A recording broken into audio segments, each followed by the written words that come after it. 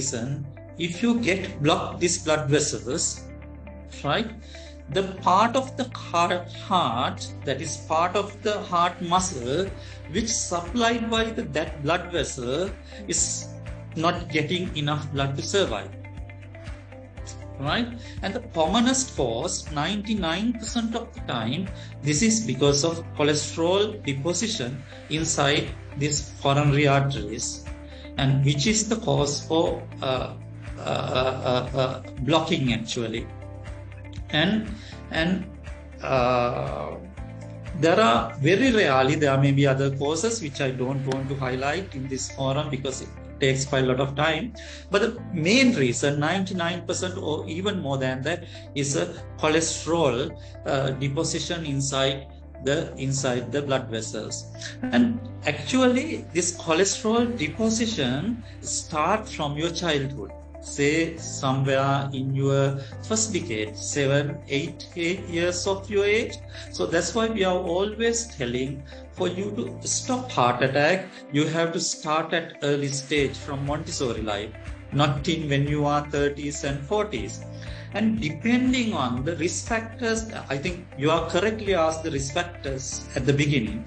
Depending on your risk factor level, this cholesterol deposition rate is different from you and me and some other person. For some person, it's very slowly deposit inside the coronaries, and until he dies in 90s, nothing much has happened. He is a lucky person who doesn't have risk factors.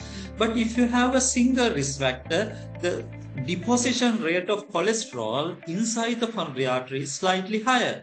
If you have 2 risk factors, higher than that, 3 risk factors, more than that, 4 risk factors. So accumulating risk factors means your risk for getting heart attack is high. The simple theory is if you're accumulating more risk factors, you're getting accumulated more cholesterol in your blood vessels.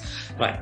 Then one symptom that you get when you walk or when you doing something or when you get emotionally upset, your heart rate kicks up. You will see that your heart is but simple word, the medical word is palpitation. Your heart is beating in a higher rate. When your heart is beating higher rate, that means more blood to the heart, right?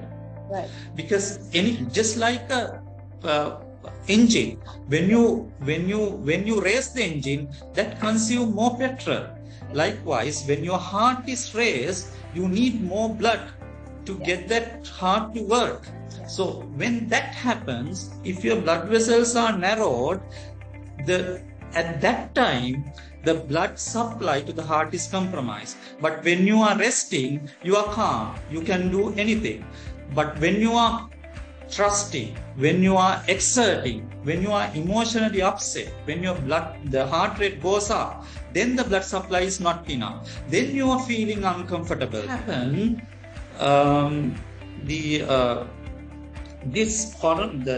cholesterol layer or cholesterol deposition sometimes suddenly disrupted by some reason. Right? It could be sometimes emotion. It could be nothing sometimes, but it eroded.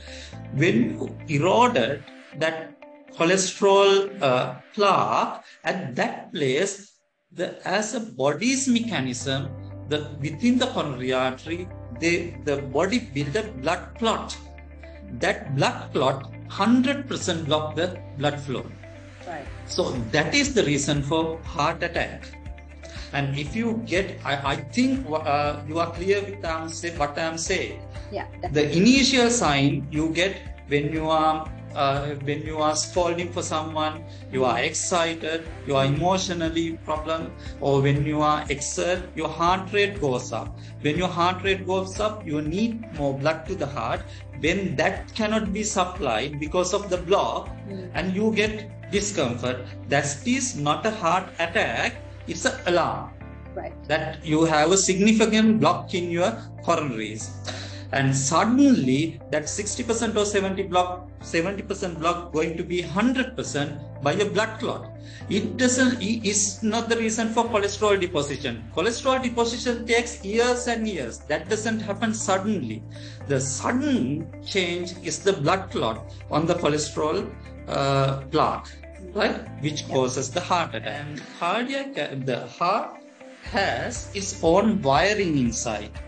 Just like we have wiring inside our homes, there is a wiring, and through this wiring there are small electrical impulses goes, and which gives the commands. Say like when we on a switch, the light is on, and when we off the switch, light is off. Likewise, that small impulses use the heart to command to now contract, now relax, now contract, now relax, and the rate everything that the small wiring does do the job. So that is called conduction system of the heart. It's a special tissue, and